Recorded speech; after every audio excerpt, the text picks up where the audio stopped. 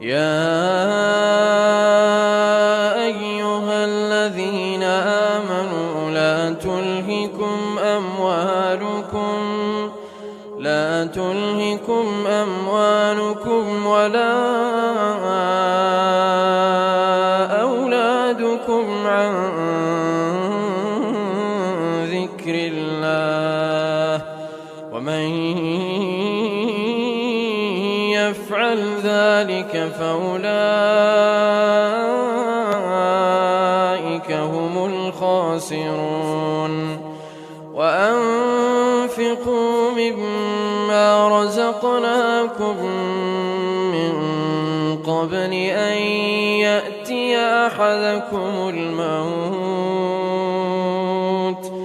فيقول رب لولا أخرتني إلى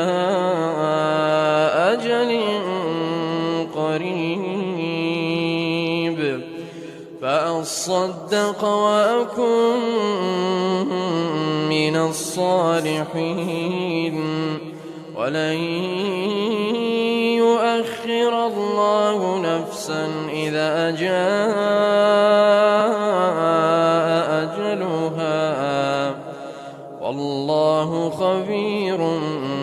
بما تعملون.